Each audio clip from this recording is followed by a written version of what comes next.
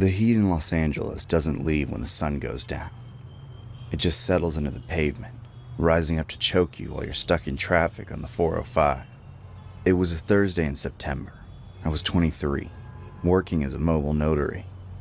It's a gig economy job that sounds official, but is mostly just driving to Starbucks or hospital beds to watch people sign papers they haven't read. I made $50 a pop, maybe $75 for a rush job. This one was a rush job, 11 p.m., Laurel Canyon. The address led me up those winding narrow roads where the cell service dies, and the houses hang off the cliffs like expensive accidents waiting to happen. It was a modern place.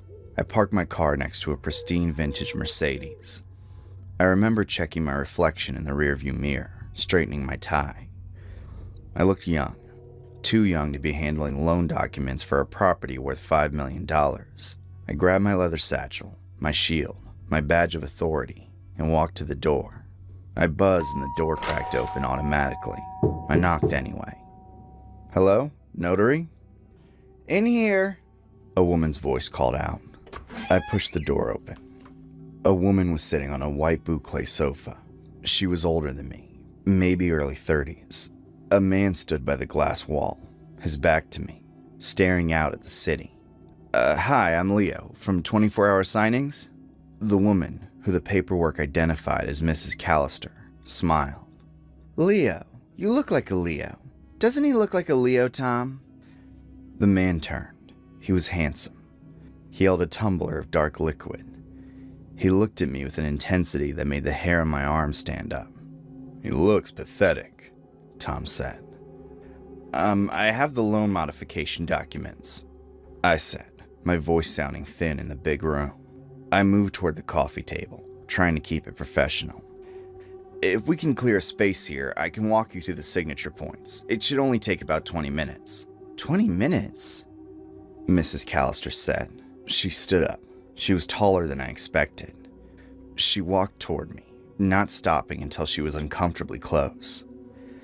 I could smell her expensive perfume. She smelled great.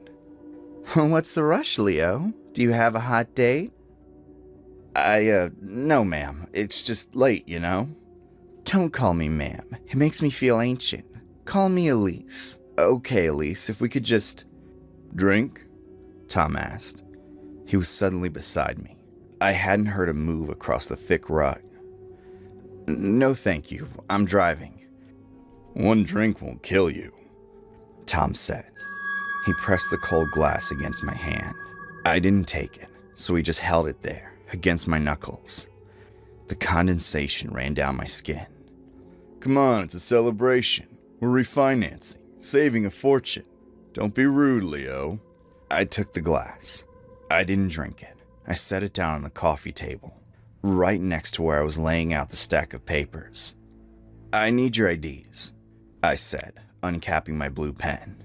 "Driver's licenses or passports."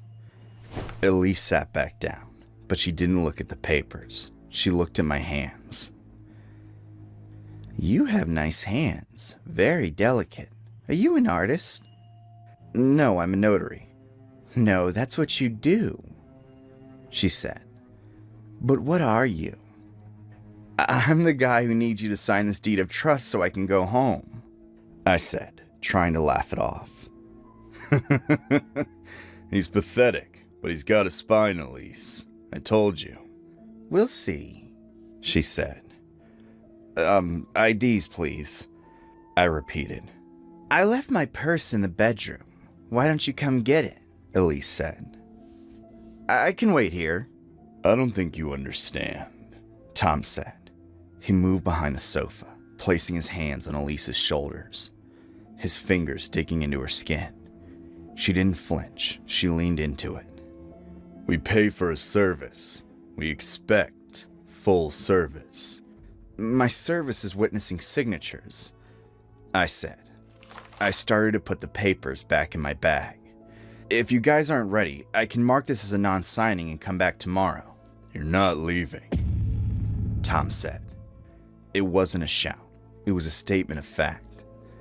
I froze. "Excuse me?" "You're not leaving until we're done," Elise said. She stood up again and walked around the coffee table. She circled me. I stood still, clutching my bag. "Look, I don't know what you guys are into, but," I said. "What are we into, Leo? Tell us what you think we're into." "I'm leaving." I turned to walk toward the door. Tom stepped in my path. He wasn't huge, but he was solid, and he had that heavy, anchored stance of someone who enjoys violence. "Sit down," Tom said. "Get out of my way." Tom shoved me hard. I stumbled back as my calves hit the coffee table and fell onto the sofa. The glass of scotch spilled, running over the papers. "Now look what you did," Elise said, her voice mocking. She sat down next to me. Please, I said. My voice cracked, and I hated myself for it. I just want to go." "We know," Tom said. He loomed over us. "That's what makes it fun. The wanting." "We're going to play a game," Elise said. She moved her hand up my thigh. I tried to push her away, but Tom grabbed my wrist. He twisted it hard, forcing my arm behind my back. Pain shot up my shoulder. "Ow, stop! What are you doing?" I yelled. "Shh," Elise whispered. "This game is called Intruder. Have you played it?" "Let me go!" "You broke in. You broke in to steal our money, but you found us, and you didn't know what to do." "What are you talking about? I'm the notary!" I screamed. It was a heavy, thudding slap that rattled my teeth and made my vision swim. I tasted copper. "Wrong line.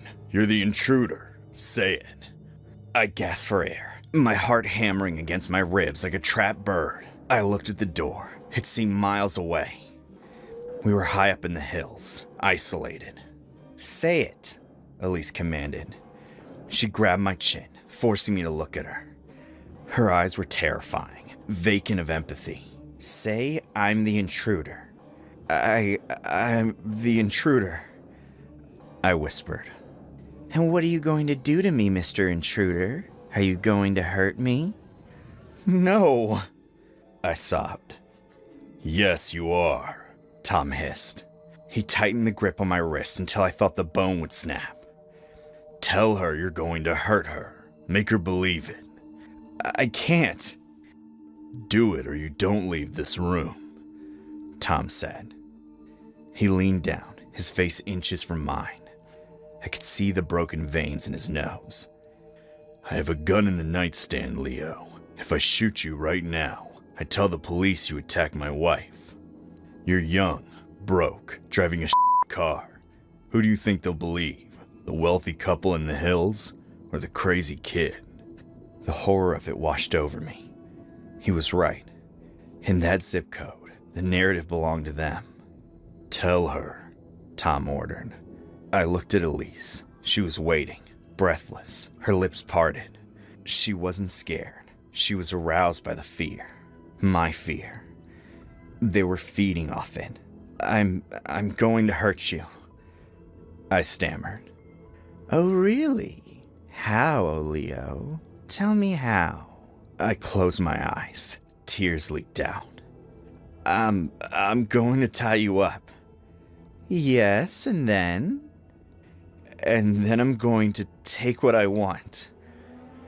Tom released my wrist. I slumped forward, but Elise caught me. She wrapped her arms around me, pulling my head onto her shoulder. It was a grotesque parody of comfort.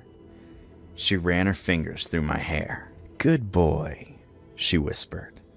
"See, that wasn't so hard." "Is that it?"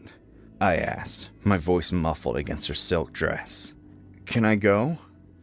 "This isn't over," Tom said. He walked over to the wet bar and poured himself another drink. "Now, you have to beg." "What?" "The intruder gets caught," Elise explained.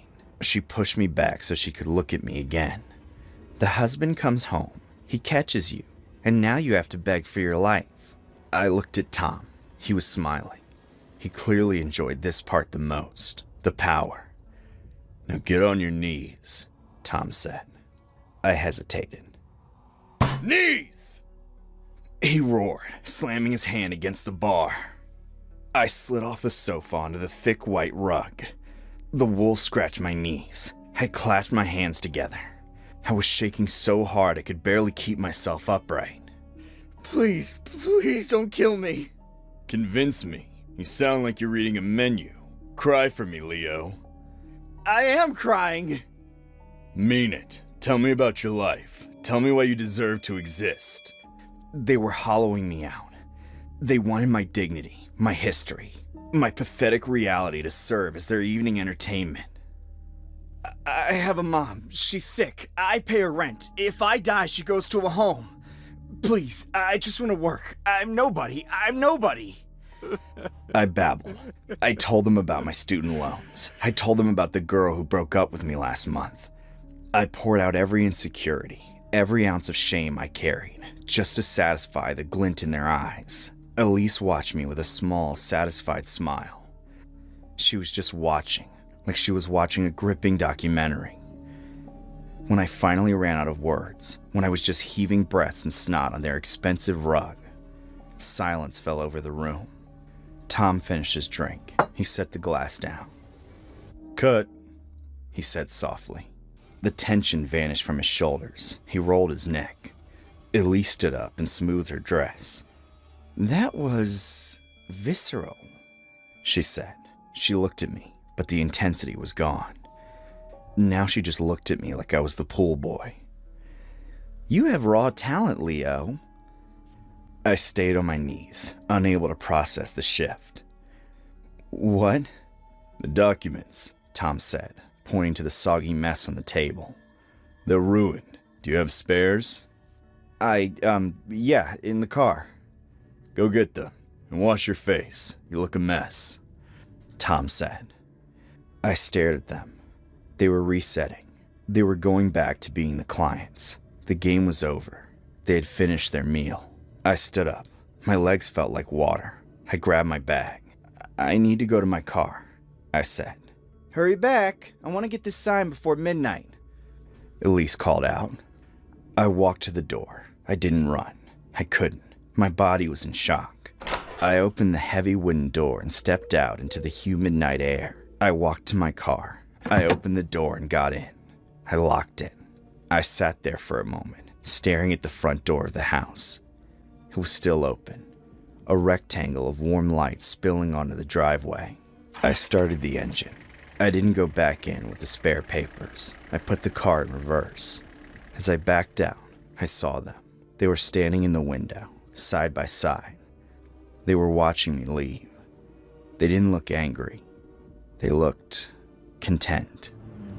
I drove down the canyon road too fast. I nearly clipped a guardrail on a hairpin turn. My hands were shaking so badly I could barely grip the wheel. I didn't go home. I drove to a 24-hour diner in Hollywood. I went into the bathroom and scrubbed my face with the gritty pink soap until my skin was raw. I looked in the mirror. The red mark from Tom's hand was still fading on my cheek. I looked different. I sat in a booth and ordered coffee. I sat there until the sun came up, watching the street sweepers clean the grime off the boulevard. I never reported them. What would I say? That they made me act? That they made me beg? There was no gun. Not really. Just the threat of it. Just the implication. A week later, I got a notification from the signing service. The job had been reassigned to another notary. But then, a month later, a package arrived at my apartment. No return address. Inside was a bottle of the same expensive scotch Tom had been drinking, and a note written on thick cream-colored cardstock in elegant cursive. You were the best we've had in years. T&E.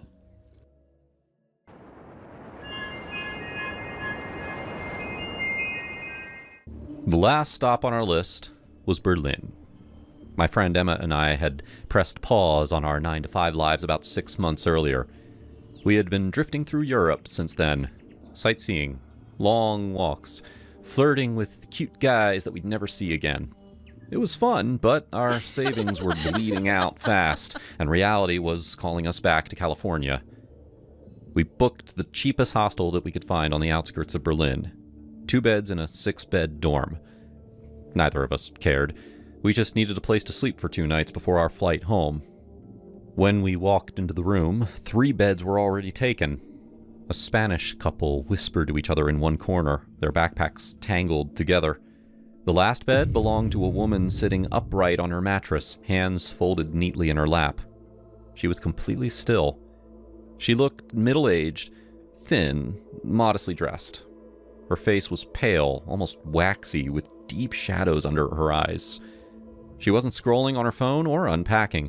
She wasn't even blinking much. She was staring directly at the door. "Hi," Emma said softly. "We're your new roommates." Nothing. The woman didn't turn her head, didn't nod, didn't acknowledge us at all. Emma glanced at me. I shrugged. Travelers could be weird. Maybe she didn't speak English. Maybe she was exhausted. Maybe she just wanted to be left alone. Well, as we unpacked, Emma struck up a conversation with the Spanish couple. They had just eloped and were riding the high of it, glowing and loud in that way newlyweds are.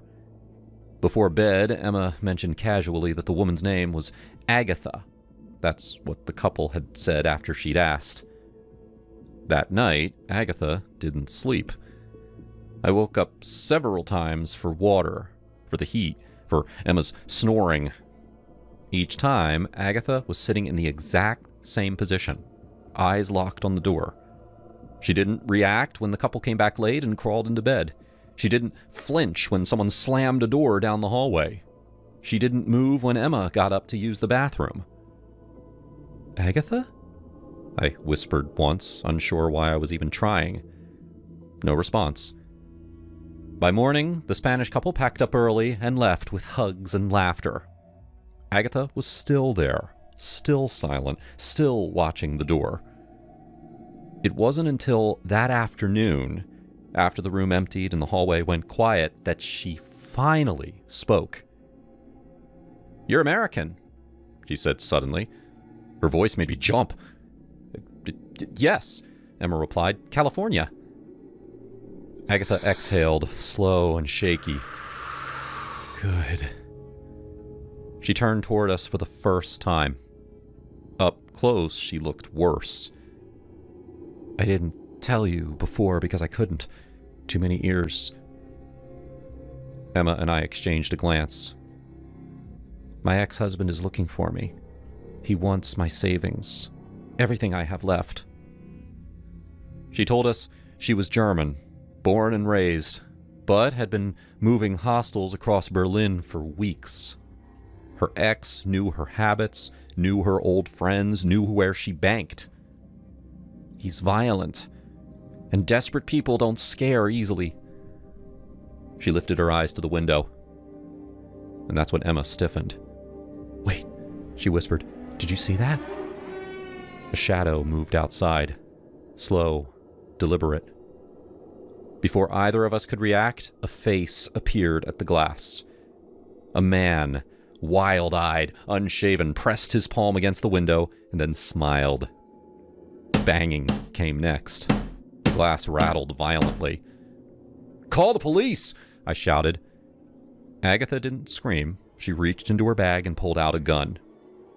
"I hoped it wouldn't come to this," she said, hands trembling but steadying. "But I won't run anymore." The man began trying to force the window open, grunting with effort. Emma was already on the phone, crying as she gave the address. "Open the door!" the man yelled in German. "Agatha, you owe me!" The window cracked.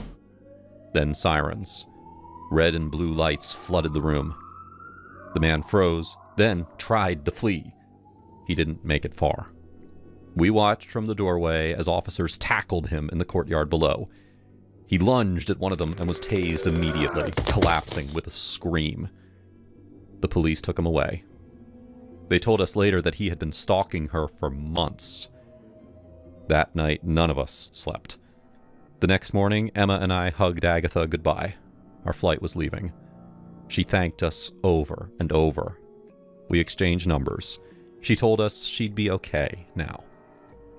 For a couple of months, we stayed in touch. Short texts, check-ins. She sent photos of her cat, complained about the weather. Then, one day, she stopped replying. Weeks passed. Then months. I still think about her sometimes. Wonder if she's safe. Wonder if she found peace. Berlin was supposed to be our last stop. It turned out to be the one I'll never forget.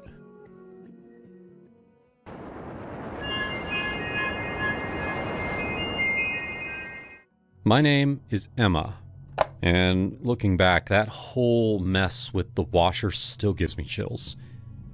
It was the summer of 2023, right in the thick of a brutal heat wave in Austin, Texas.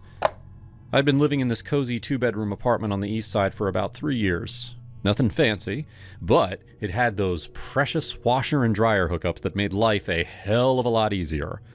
Laundry day without dragging baskets to a laundromat? Bliss. But my lease was up, and I'd snagged a cheaper spot downtown, closer to my job. The catch? No hookups. So, out went the appliances. I figured Craigslist was the way to go. Quick cash, no hassle. I posted the ad on a Tuesday morning. Kenmore washer and dryer set. Gently used. $300 for both or $150 each. Sold as is. Pickup only. Photos showed them sparkling clean, stacked in my utility closet.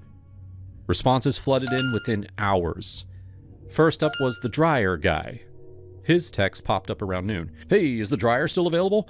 I'm interested for my daughter. She's heading to UT in the fall." I replied, "Yep, it's yours if you can pick it up today. $150 firm." "Sounds good. Can I come by at 4? "Perfect. Address is 456 Oakwood Lane, apartment 204. He showed up right on time. A middle-aged dad type. His name was Mike. "Thanks for holding it," he said, shaking my hand firmly, but not too hard. "My girl, Patricia, she's excited about her first dorm, but laundry's going to be a nightmare without this." I smiled, feeling that warm fuzzies vibe. "No problem. I remember college. Quarters for the machines add up quick. Want help loading?" "Nah, I got it.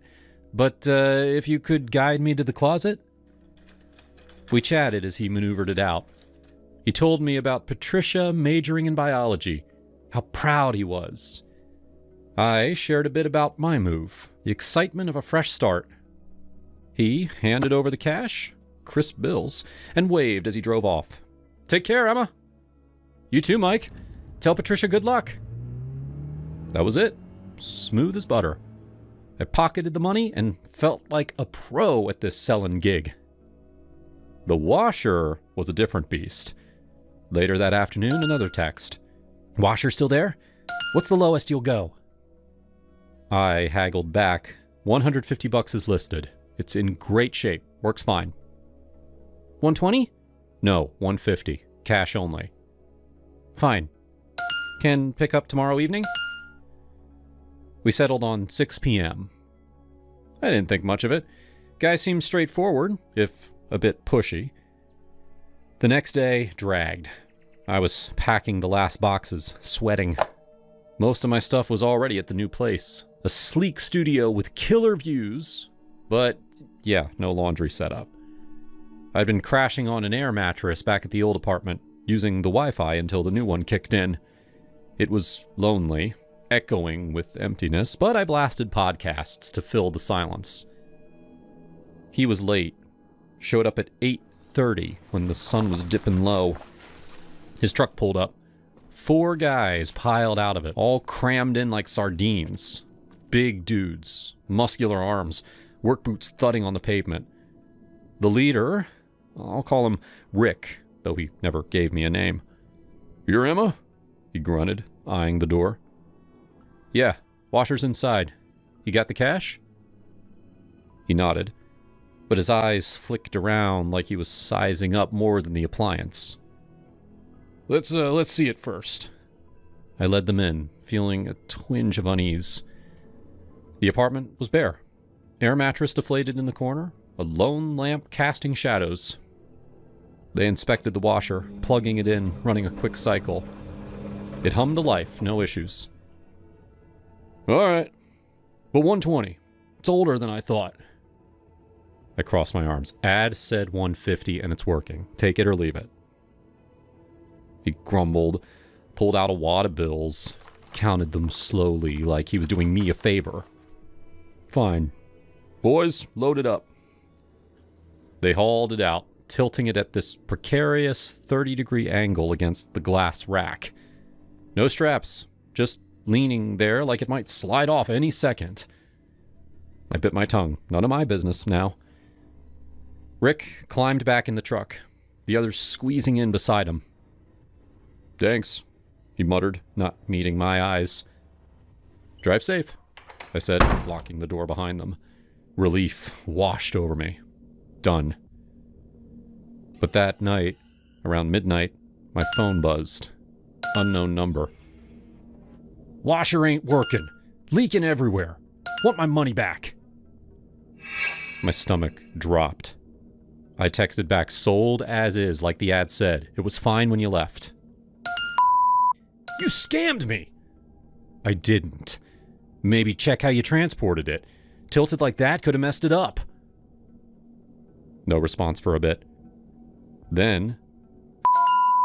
Give me the money or else! I blocked the number, heart racing. But the next day, calls started from different lines. Voicemails. You think you can rip me off? I'll find you, Emma! Cussing. Threats. Stuff about what he'd do if he saw me. I'm gonna bash your skull in, you lying woman! I saved them all, hands shaking. My friend Jess called that evening. Emma, you okay? You sound freaked. I spilled it. This guy's harassing me over a damn washer. Says it's broken, but I know he wrecked it. Now, death threats? What the hell? Block him and report to the cops. Don't engage. I tried. New numbers keep coming. Stay safe. Want me to come over? Nah, I'm fine. Just venting. But I wasn't. 2 nights later, 3 a.m., banging on the door. Loud, furious. Open up! I know you're in there! Ha! Voices overlapping, laughing cruelly. Ha! Come out, babe! We got business! I bolted upright on the air mattress, phone in hand, dialing 911, but hesitating. Second floor. No balcony access. Deadbolt locked. I huddled in the bedroom. Lights off, listening as they pounded for what felt like forever. 15 minutes of yelling. We'll burn this place down with you in it! Shows me! Finally, tires screeched away. I didn't sleep. Called the police the next morning. Ma'am, without a plate or ID, it's hard. File a report, get a restraining order if you can ID him. But he knows my old address. Change your number. Stay vigilant. Useless. I packed the last bits that day. Lamp, air mattress, random junk, and bolted to the new apartment. Turned in the keys, didn't look back. But the harassment didn't stop. For 2 months, random numbers. Dead woman walking. I'll do whatever I want to you and later dump your body. Voicemails so vile, I deleted them after saving screenshots. I changed my number finally after Jess insisted. Emma, this is stalking, she said over coffee at my new place. You can't ignore it. I know, but what if he finds me here? Get a gun? Pepper spray at least. I laughed bitterly. From a designer to armed recluse. Great. But I did. Bought mace, installed a Ring camera. Life goes on, but damn, I'll never forget Rick's voice through that door. Lesson learned the hard way.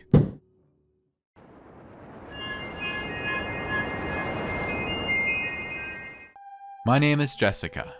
I always thought I would be some big success until I got laid off from my high-paying IT job and was forced to work minimum wage at my sister's shop. My old job accused me of stealing from them, which was totally not true.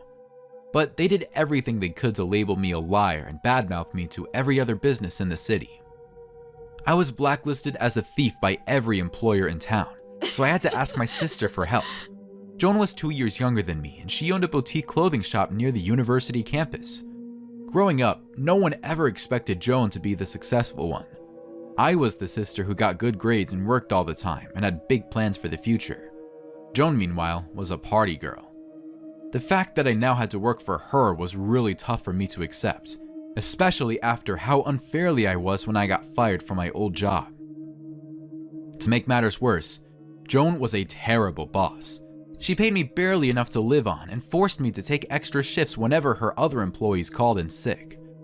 I worked with a bunch of idiot teenagers, so they called in sick a lot. I needed money, so of course I took on as many shifts as I could, but it really felt like I was working all the time for very little pay. One weekend, I was planning to go on a blind date with a guy named Jim. This was my first date in months, and I was really looking forward to it. But as I was getting ready, Joan called me to say that I had to come into work for the night shift. Her shop usually closed at 9, but whenever we had football games at the nearby campus, she extended the hours until 1 in the morning. She thought she'd got more foot traffic from drunk college students who might want to buy something, but it almost never worked out that way. Usually, I'd just be alone in the shop waiting for customers who never came. I tried to tell her no. This date meant a lot to me and I didn't want to cancel on him. Besides, she had a couple other employees who needed the hours. Joan didn't care. She told me that if I didn't come into work, she'd cut my hours way back and give my extra shifts to her better employees. She literally said that. Better employees. Like I was some kind of slacker for wanting a night off. Without any other option, I told her I'd work the night shift. Then I texted Jim with a very long apology explaining my situation. We'd only communicated by text before, so I thought it would be a little awkward to call him up just to cancel on him. He texted me a one-word response. Okay. That night, I showed up at Joan's store and told my coworker Michael that he could leave. He looked at me, obviously grateful that I was doing the night shift instead of him, and then hurried off. For the next hour, I stood at the counter and waited for customers to come in. No one did. I was bored and angry. I scrolled through my phone and saw photos on Instagram of Joan dancing at some club. She looked like she was having the time of her life. Another hour passed and I still didn't have any customers. I wondered if I could just close up shop early and hope that Joan wouldn't check the security cameras. But I didn't want to risk it. Then, out of nowhere, I heard a man's voice say, "Hello, Jessica." I practically jumped out of my skin. Someone had walked inside without me noticing, and now he was standing right behind me. I spun around and ended up face to face with Jim, the guy I had to cancel on. "What are you doing here?" I asked. He wasn't as handsome as his pictures, but I could tell it was the same guy. He leaned pretty close to me, smirking, and said, "I wanted to surprise you." "Well, you definitely did." I backed away from him. The way he just appeared like that, it was a little weird. "I'm sorry about canceling, but as you can see, I'm on the clock." "This is where you work," he said. "Nice place." "Uh-huh," I muttered. He kept wandering around the store, sliding his fingertips over all the hanging shirts and dresses. I really wanted him to leave. He was freaking me out. He walked to the front door, and for a second, it looked like he was going to walk away. But instead, he clicked the deadbolt shut, locking us both inside. Then he turned back toward me. "You shouldn't have canceled on me." I apologized again, but he just glared. "I bought you flowers," he shouted. "I made reservations. I shaved." He charged right at me, pure anger in his eyes. "And you texted me to cancel? You didn't even care enough to call?" I looked around. The only exit was in the front. There weren't even any windows for me to climb out. There was a bathroom in the back, so maybe I would run in there and lock myself in. Or I could fight him off. He dove over the counter and reached for me. His fingers tore at my shirt, but I was able to jump back before he could grab me. I ran toward the door, but before I could unlatch the deadbolt, he reached me again. This time, he grabbed my hair and pulled hard. I felt my body fly backwards, right on top of one of the displays. Wood creaked below me as the display shattered under my weight and dropped me to the floor.